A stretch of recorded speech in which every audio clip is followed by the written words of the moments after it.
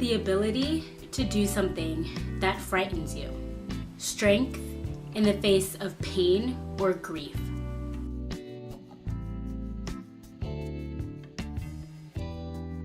Hi everyone, and welcome back to the Fortitude Fix. I hope you're well. Thanks for tuning back in for day 4 of the 7 Days of Fortitude. If this is your first video, welcome. I'm gonna leave a link to the other videos here for you to check out.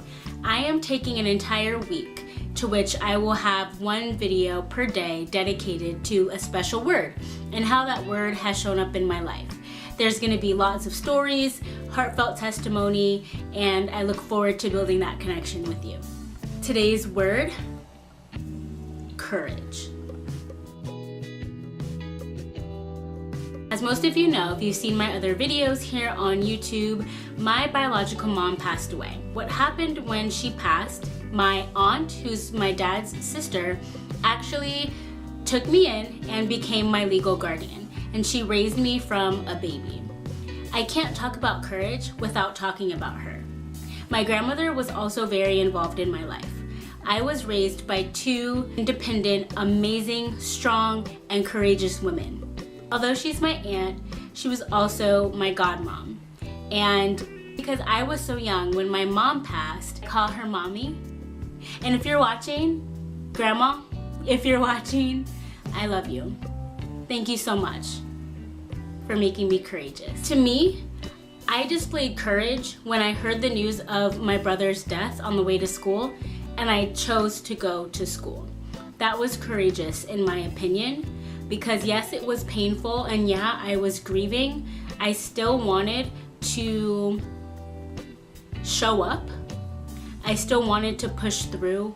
I still wanted to honor him in the fact that he always asked me about school, told me to stay in school, and wanted me to do well in school.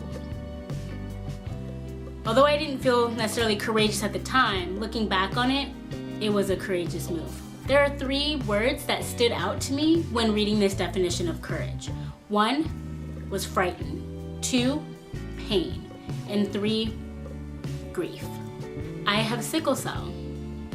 If you know anything about sickle cell disease, you must have heard of something called a sickle cell crisis. Long story short, some of my red blood cells look like donuts, some of them look like bananas, or a sickle, the gardening tool. There's also times with people who have sickle cell where the banana-shaped ones are actually very, very sticky, so they clump together in the blood vessel. This causes an extremely painful attack known as a sickle cell crisis.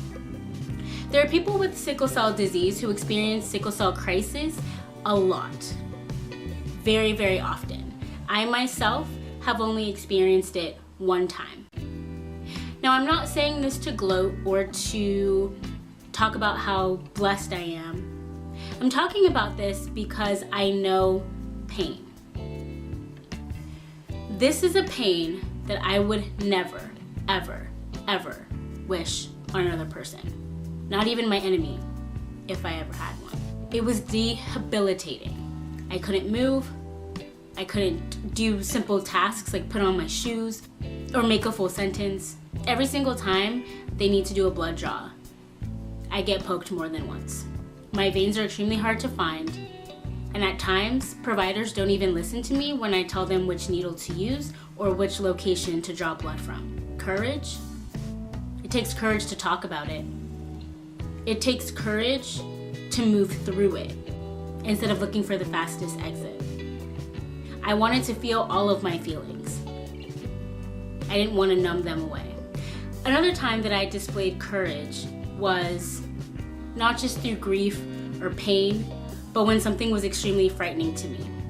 As a kid, I wanted nothing more to receive my own mail. I used to come home with my mom, we would put the car in the garage, I'd get out and check the mail. I wanted to see if there was anything for me, not just the ones that said to the household or with my mom's name and then and family attached. I wanted my own piece of mail. Day after day, I would check the mail and go through it for my mom. One day in particular, sorting through the mail, again, I found it. I finally had a piece of mail that was addressed to me. Not my mom, not anyone else. I wasn't Ann Guest or Ann Family, it was to me. My name was on this envelope. I couldn't wait to open it. I opened it. Oh, a card, I exclaimed. I opened the card and I was afraid. There was an image, a drawing, on one side of the card. It was extremely dark. It was black crayon or colored pencil or marker, but it was black. And then there was a drawing of Jesus hanging from the cross with nails and the crown of thorns. There was blood dripping from his body as he hung on the cross. I was so confused. I kept looking for some words. I found some words. I will not repeat them here. These words were so hateful. They were so hurtful. I was afraid. I kept looking and searching to see who the card came from, but there was no name.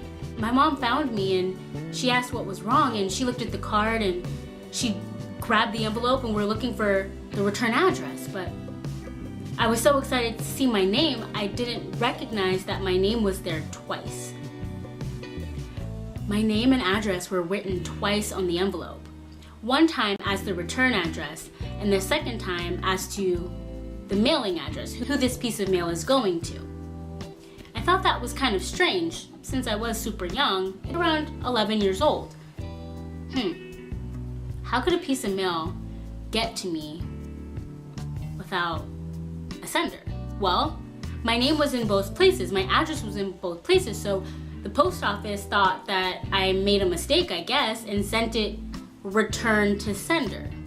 So it came to me with no postage. I mean, I don't know where a 10-year-old would get a stamp, especially if you're sending something so hateful. You wouldn't want anyone to know what you were doing or what you needed a stamp for.